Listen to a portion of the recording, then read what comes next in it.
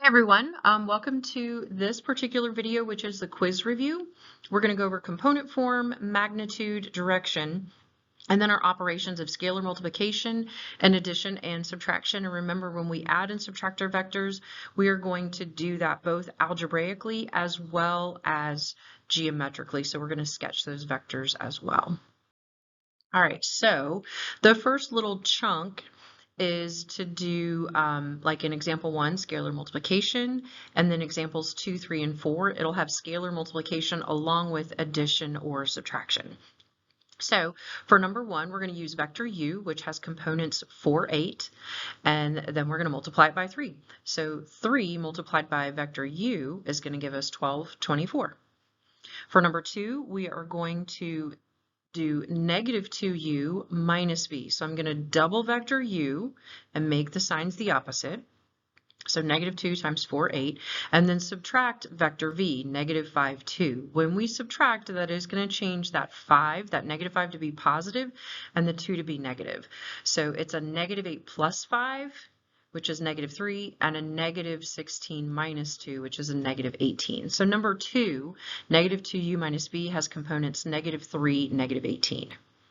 Number 3, 4u minus v, is 4 times vector u minus vector v. Again, subtracting anything negative is going to change those signs. So we're going to have 1632 for 4u, and then plus 5 negative 2 for v. 16 plus 5 is 21 for horizontal component, and 32 minus 2 is 30 for the vertical component. And then finally, number 4, 1/2 u plus v, so half of 4, 8 plus v, negative 5, 2, will give us 2, 4 plus negative 5, 2, which gives us negative 3, 6. Okay, so for numbers 2, 3, and 4, the final component form that we got is called the resultant because you added or subtracted two vectors together. All right, moving along.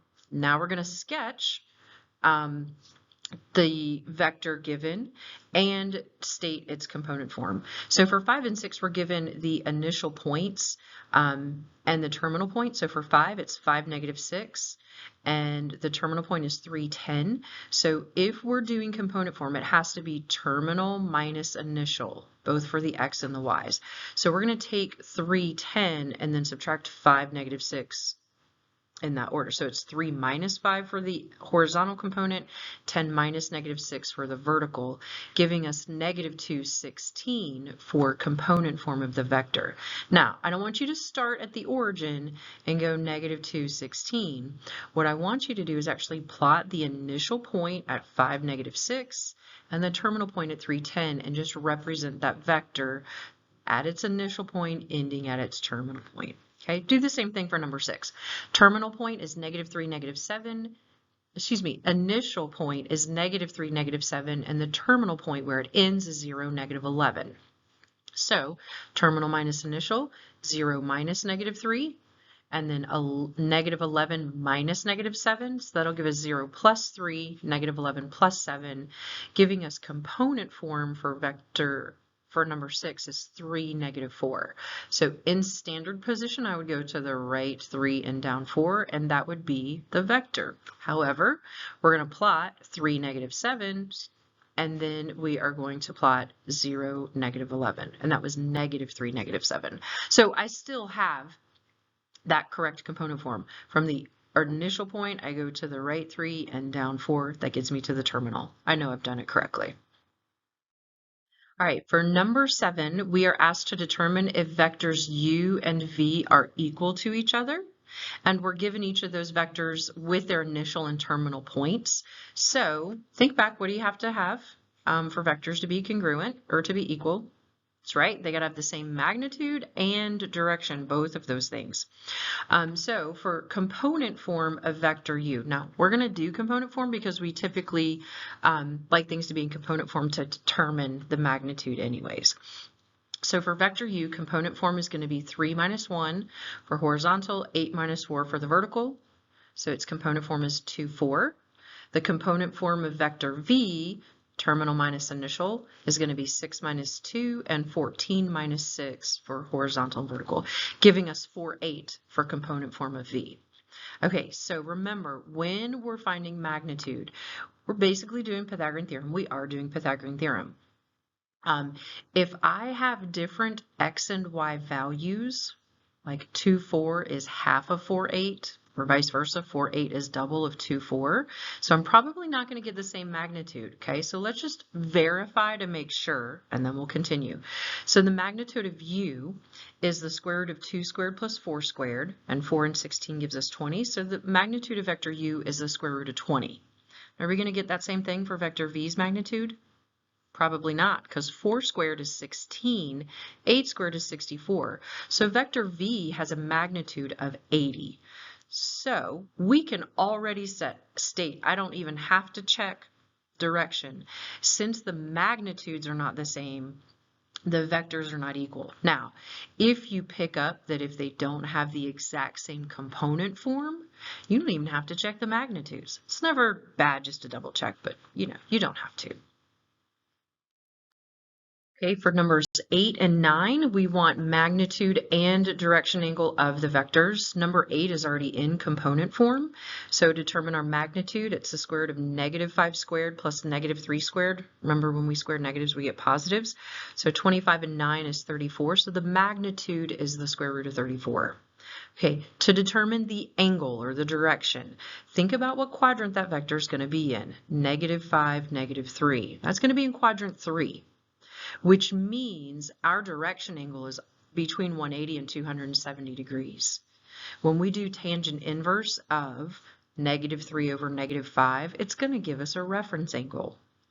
It's going to give us the value that we travel past 180 degrees. Okay, so tan inverse of negative 3 over negative 5 is almost 31 degrees, 30.96 degrees.